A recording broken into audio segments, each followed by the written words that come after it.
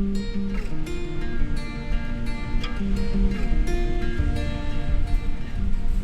what's going on guys? It's Tom Mason here, and today you are joining me up on the Norfolk coast because we are photographing seals. And you might notice that I don't have my standard camera, put everything into MPS to get all cleaned and processed, ready for the year ahead. But I took the chance to borrow a lens that I think is one of the best value investments for getting started for wildlife photography with the Nikon system, and that's the 300 f4. So today, whilst I'm out on the beach photographing seals, I thought I'd put it through its paces and show you the sort of results you can get. I used this lens when I started out, and I really do think at the kind of £400 mark that you can pick it up, it's certainly one worth thinking about. But right, with the conditions perfect today, lovely kind of overcast and stuff like that, there is no one here by myself and my girlfriend, so let's crack on and take some pictures.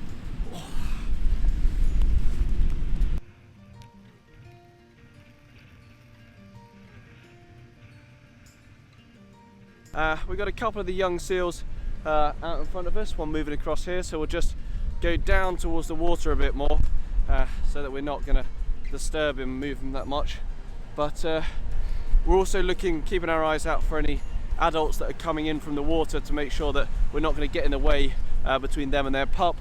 But with hardly anyone here today, you know, we've got a lot of the beach to move around on that's perfect.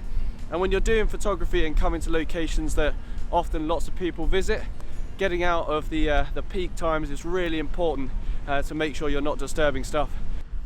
So we've just come round the corner and came into a nice group of young seals that are up in the dunes, and one sadly is playing with a plastic punnet, you know, just sniffing it and eating it. I'm going to take a few pictures, but hopefully I'll leave it alone. We'll pick it up and take it back with us when we go.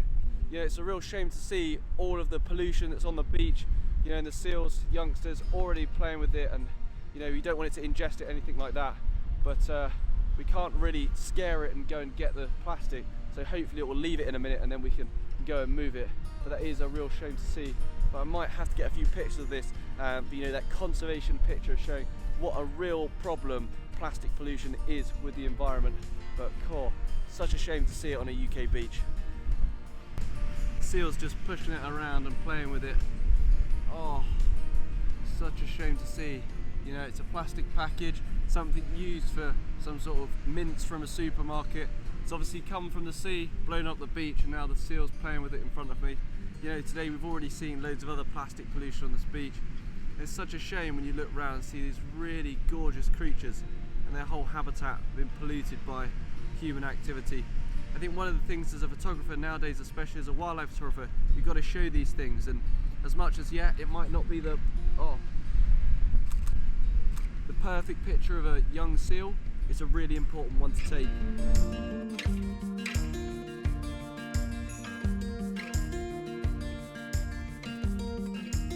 I'm really glad we managed to get that plastic off of the young seal up the top there, and as we go along I've got my backpack slowly filling up with plastic that we're picking up. But these little fellas are just so cute. But right, cracking on to take some pictures, because today, as much as the conditions are overcast, maybe a little bit dull, they're perfect for beautiful portraits and stuff like that. So that's what I think I'll probably be looking to go after in my shooting today. But right, there's loads of seals, so let's get started. Right, so I've come up from the beach and we're now in the dunes, and this is a great place to work and photograph some of the seals, because often you've got some of the older ones up here where their parents have kind of left the beach to go out and feed and left them alone.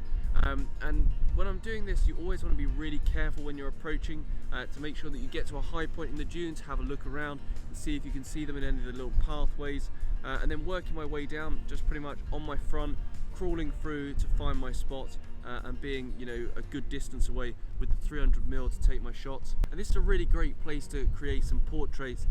Using the 300mm, I'm getting really low to the ground, using it kind of f4, 5.6 to get a nice blurred out foreground, background to make a really just clean portrait. And with the seals being a little bit larger in the dunes, have the parents left them, they're a bit more independent, they're kind of doing a little bit more, so it just makes for those a bit more interesting pictures. So working through the dunes, I'm just shooting, you know, for 5-10 minutes at a seal and then getting up and moving away, but being very careful that when I've finished in a location, I don't just stand bolt upright and then move, because of course it's going to freak the seal out. I slowly just kind of move backwards and then get up and kind of crouch and move away. Great thing about the 300mm, especially this one, the f4, is that f4 aperture gives you options to create some really nice bokeh and blurred out backgrounds. You know, with some of those other lenses like the 150, 500 lenses, stuff like that, as much as they give you more reach, they don't have that kind of f4 aperture that's really fantastic if you want to get creative with your depth of field. Now this lens, you know, is super sharp, being a prime lens, and of course, you know, that is really lovely when you're working with wildlife. You want those really crisp details with your shots, especially if you're using a full frame camera like the 750 that I've got here. You really want to make the best of that sensor. And of course, being a prime, you can fix it up with a teleconverter. You just got to be sure to get the version 1 or 2 models with this, because the new version 3 won't work. But you know, as a lens for £400, it really is phenomenal for getting into and doing some wildlife photography. And as a lightweight option compared to my 300 2.8, it really is a nice thing to tote around on the beach.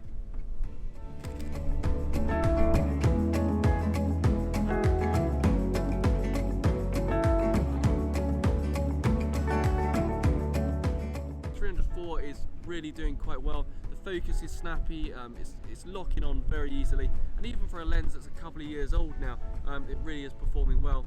I mean, the thing is with the prime lens, it just really does have that extra hair of sharpness that you won't find on some of those consumer zooms, and for one that's similar price, it really is bang for buck.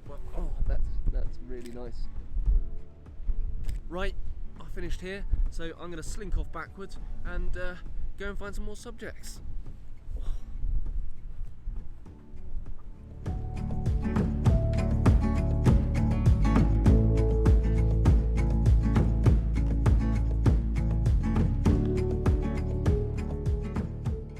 So we found a nice little spot in the dunes. The dunes in front of us are making a nice breaker from the wind that's protecting us and keeping us a little bit warmer. That's really quite nice. And then in amongst the marram grass, we've got a load of the older pups that have kind of been left by their parents who are heading out to feed, and so are kind of more independent and just chilling out in the dunes here. We've got some really nice ones, really cute faces. That's what I'm looking for. And just over the brow of the dune here, I've got one that's sat in a little clump of marram grass. That's exactly what I want.